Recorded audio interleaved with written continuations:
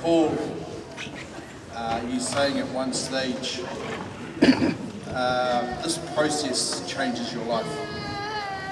And I would have to totally agree with that. It perhaps wasn't a process that I totally volunteered for. There's a quirk around the fact that sometimes you don't choose your destiny, it chooses you.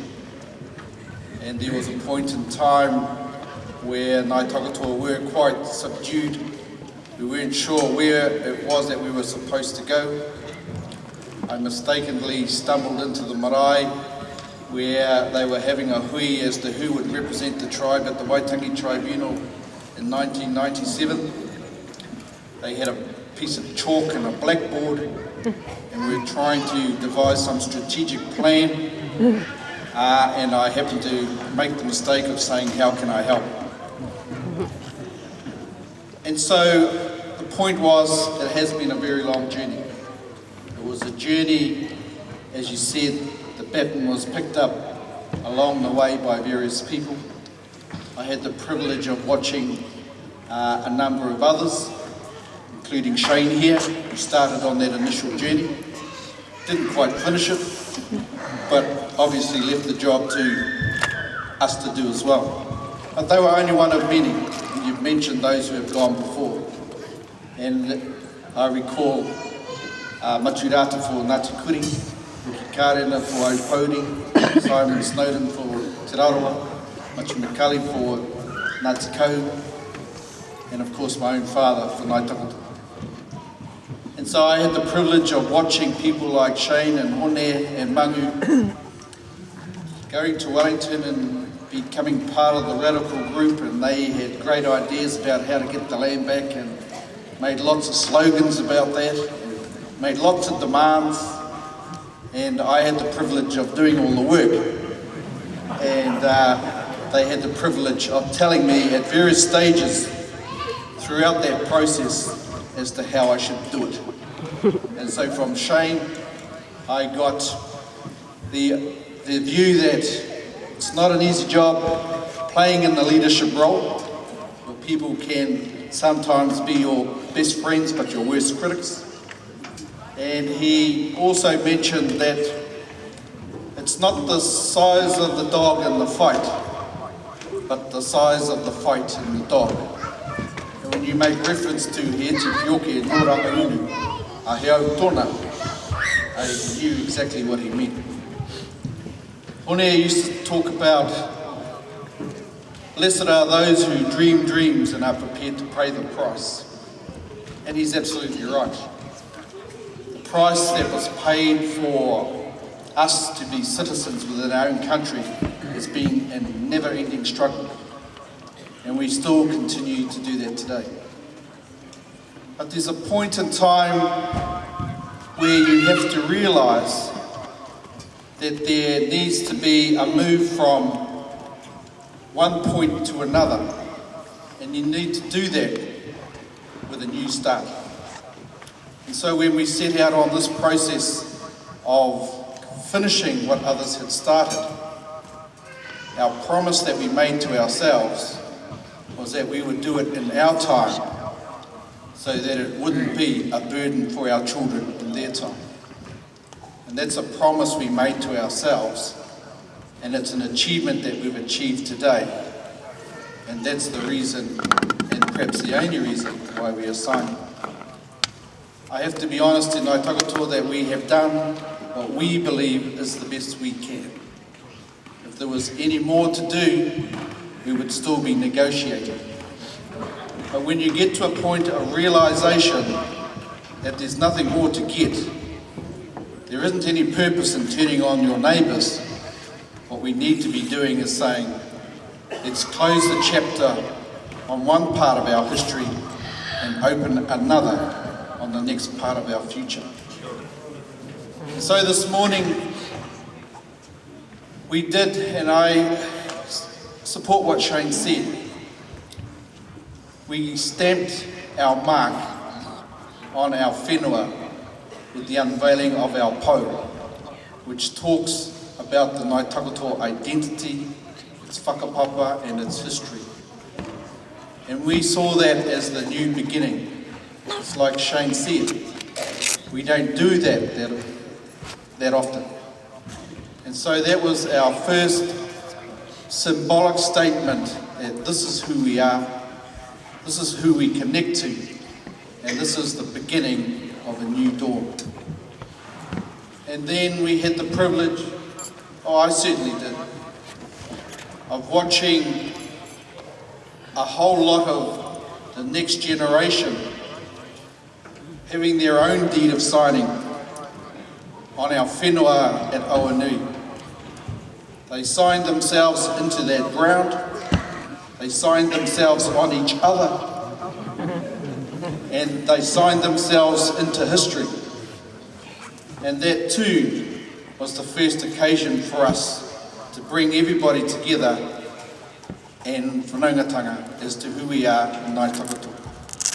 And so I want to congratulate you young people for that, because this whole event has been driven by your desires to be a part of.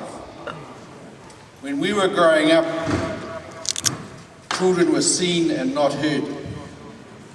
So when we started strategic planning, we talked about building a future. We talked about looking to the future. We talked about creating the future. And in the last few years of doing this work with our team, you get to the realization that the future is already here. And the future is our young people.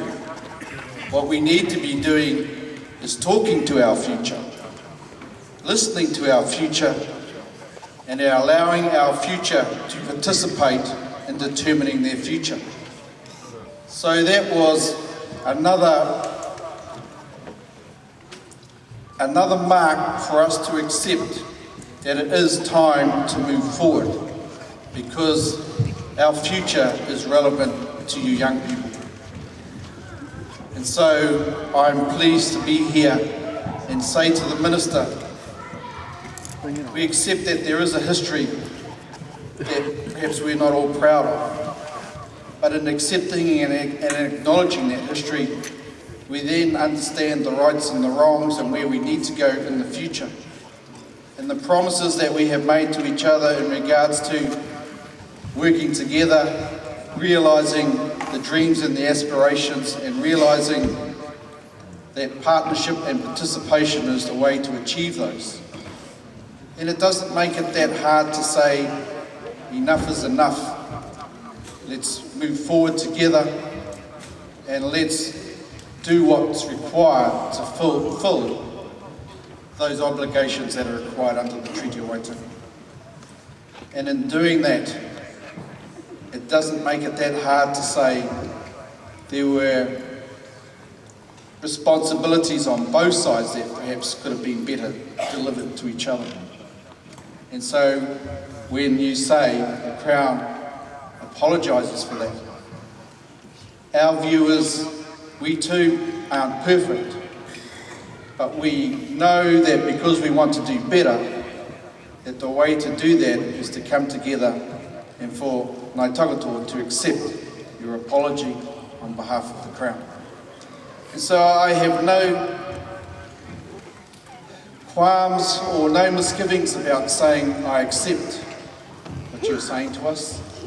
I accept the challenge of a new beginning and a new dawn and a new future that these young people will deliver to us.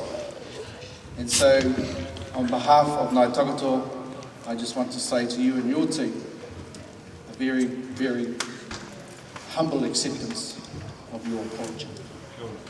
Before I sit down, I also want to acknowledge Pat's contribution and Maureen's contribution. You yourself have spoken about a fantastic team, and I can assure you they are exactly that. The creative debates and discussions, the bending of the rules, the stretching of parameters, going places where the Crown has never been before. We're all part of the challenges. But we had a secret weapon in those days. We had 4 men of the cloth who were historically part of the settlement process. We had the 3 most radical activists in the country, 2 of whom we've sent to Wellington to keep an eye on yous. The 3rd we've kept at home because, as his brother would say, I'm too bad to be locked up and too good to be free. But in that context, it makes it that much easier to know that on one hand you have God on your side, and on the other side, it's better the devil you know than the devil you don't. And if you can appease the aspirations or the desires of the 3 most radical activists in this country, then you can achieve anything. And that was the benchmark and measurement for me. So when Hone, Shane and Mangu said, time is up, let's get it done, it was quite easy to say, I can do that for you. And so Ngāi Takoto, there is that future that we've all desired. We aim to hit the ground running. There is no more waiting. There is the responsibility to live so that you can move forward. And in the same process, let's not forget who we are and where we come from. And in saying that, I just want to acknowledge all those who have come from Australia to support this particular day. There's nothing better than seeing our people come home as opposed to departing these shores. So I am heartfelt that hopefully here we can turn those fortunes around, bring our people home, create the Ngāi Takoto that we envisage, strong, collective, and moving forward. And so I'm just, in closing, saying that I hope I have done enough with our crew here to have achieved that. And so to the Minister and your team, thank you so much for the opportunity. It was a great challenge. We look forward to local government now. And to answer Shane's question, we are already talking to the Mayor about who's going to pay rates. We are also talking to the Mayor about Māori representation on the council. So if you hear anything happening up here in the far north, you would say to yourself, we have had enough years of that Rangi Marsden. Wayne Brown is quite welcome to have him for the next decade. But in that Wayne, it's like I said, we have gone from one position to another. And whether it's central or local government, our desire for equality and participation and partnership is never going to wane. And the more people resist it, the more determined we become. So that's the lesson that you need to learn. Well, if you know it, I like the gold that's hanging around your neck. Maybe there's enough of it there that we could forget about mining and just lock the jaws. And it is nice to end it on that note. So I just want to say to Ngāi Takoto, to the people who have supported us over all the years, thank you so much, because if it wasn't for you, I don't think I would have had the courage to do it. To the leadership like Hone and Shane and others who are no longer with us, the mentoring that came with that also gave us courage. To the challenges from the Crown and every other department, the challenges that were presented made us even more determined. But ultimately, here we are today. We have agreed to agree. We have agreed it's time to move forward. And I can say that I can sleep well from this night forward.